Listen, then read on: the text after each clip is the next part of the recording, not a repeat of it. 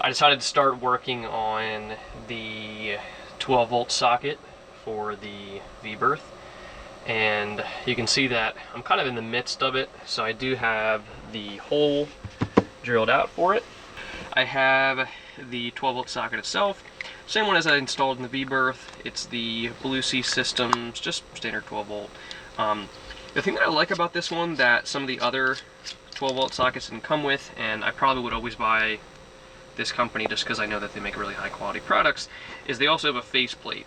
So for instance, in this installation, I could technically just put this in and then use this nut on the back, since I have access in the closet right there, the light there.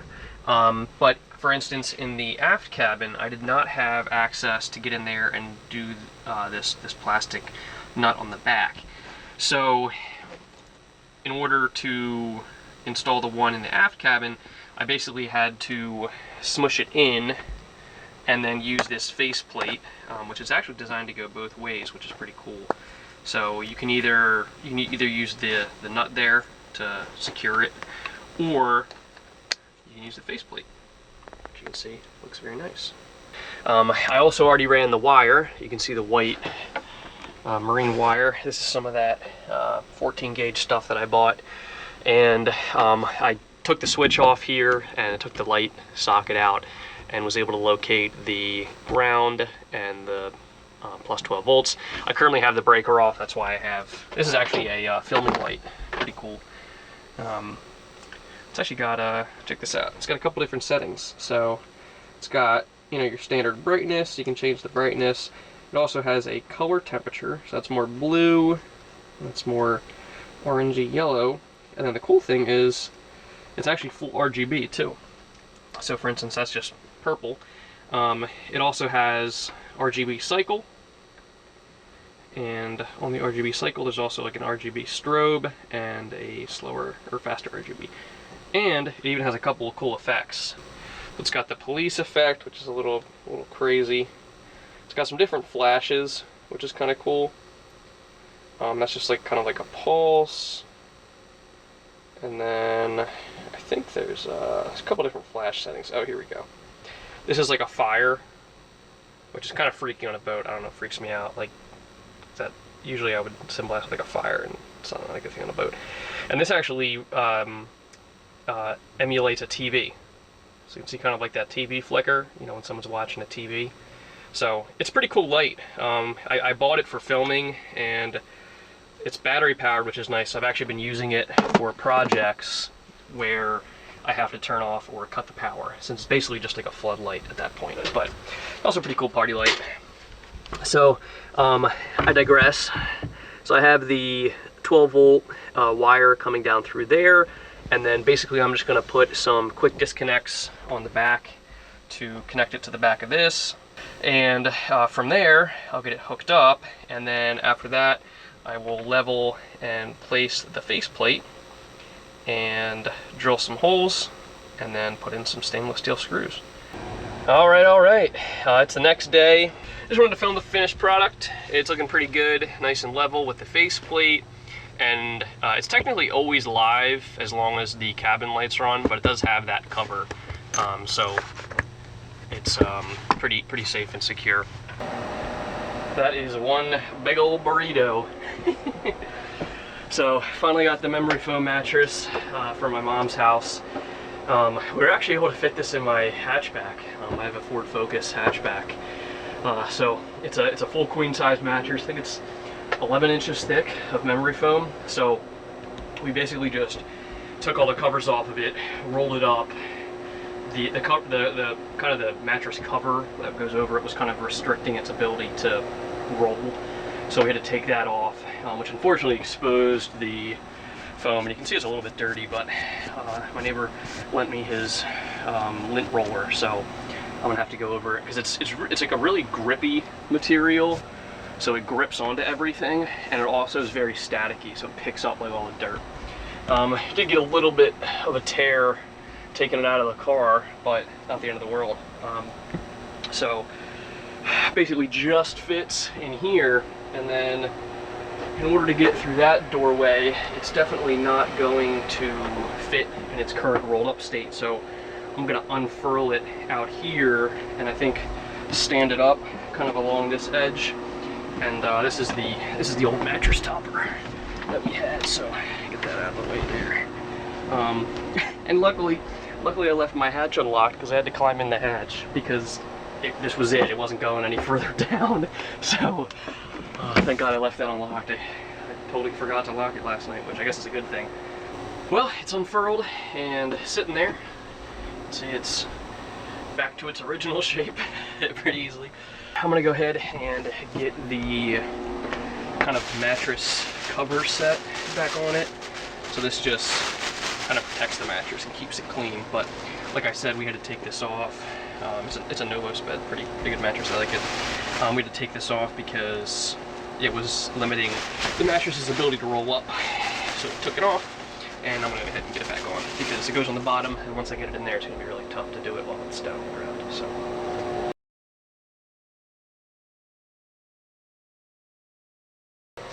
While my camera was charging, I went ahead and started working on that battery monitoring system that I had mentioned previously, so that I can determine exactly how much capacity the battery bank has and also monitor it as I'm pulling down power. That way I can determine exactly what my current draw is, how much life is left in the battery, and a couple of other useful stats.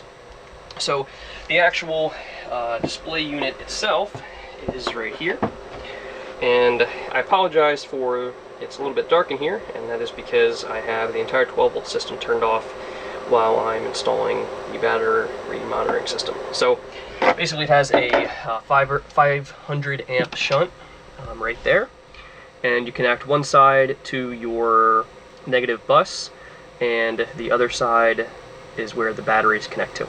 There's also a positive line, which you can see that red wire there, that goes over to the positive terminal on the battery. I'm assuming so that it can kind of power the unit, but the draw is pretty minimal. It's about 1 watt. So that connects to this cable here, which it uses a 6-wire system to communicate back, and then the display there just has the connection on the back there. So pretty excited to get this in. I think it's going to be pretty cool, so I can monitor the battery, and then it just gives a little bit of peace of mind, such that you never have to worry about what state your battery's at, how much life is left in it, how long. It even has a timer that shows how long the battery will last at its current draw rate, which is pretty cool.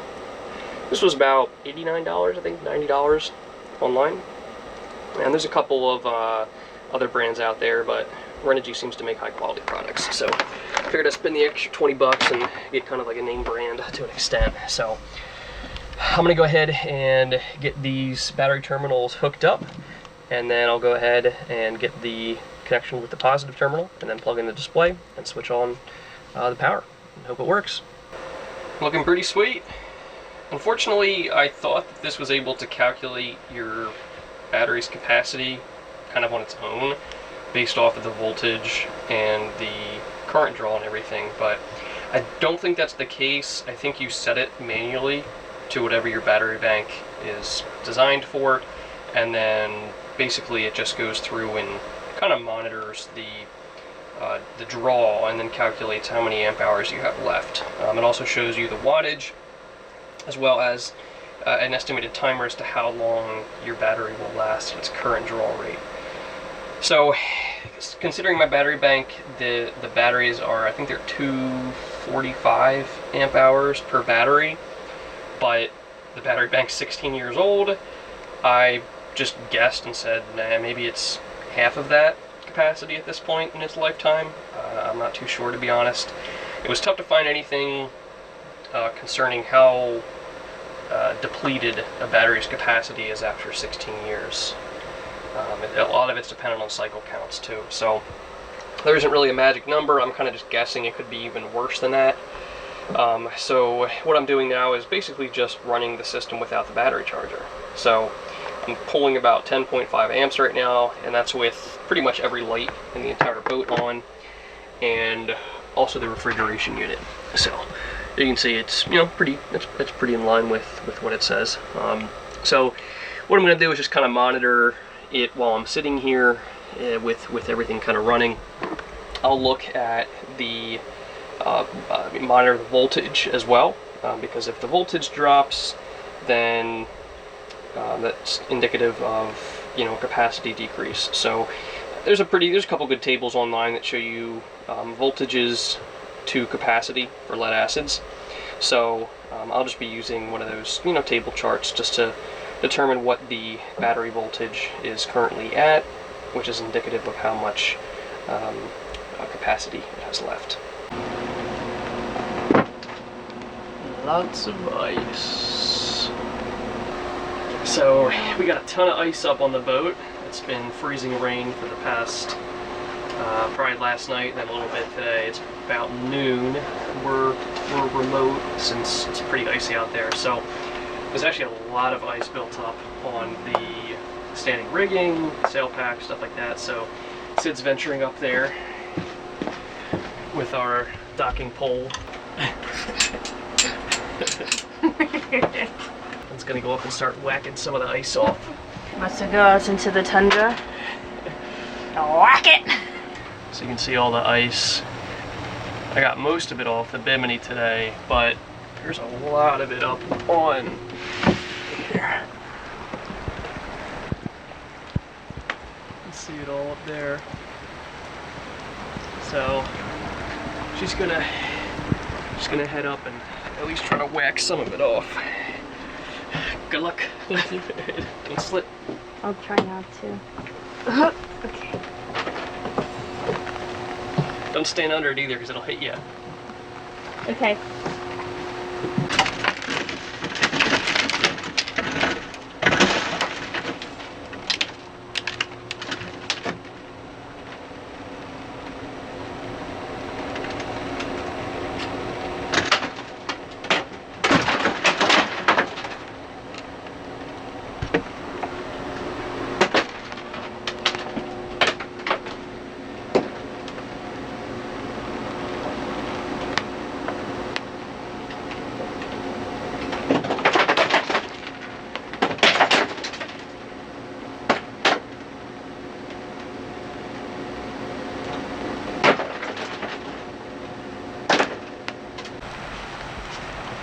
Icy, icy. You see all the ice and everything. Crazy. So right now it's about 33 degrees, and I wanted to show you, this is the thickness of the ice that was on the standing rigging. So you can see that's the kind of cross section, and you can see the threads of the standing rigging, and this just shows how much ice had built up on the standing rigging. So I was out there whacking it, and you can see all the ice that is gathered on the deck, which was from me, whacking everything to get it off. But I mean, you can see the amount of ice that is on the spreaders up there, and some of the standing rigging. Pretty crazy. And so I'm just trying to get some of it off the deck, just because we are having a little bit of water. We're having a little bit of water come in a couple places. I think it's just from all this stuff just sitting there. So get some of it off, and especially on this area, because it gets kind of into the rocks and everything. But yeah, very, very interesting day. That is for sure. And yeah, we see those videos and photos of the boats all iced up, but this is a example of it for real this time, I guess.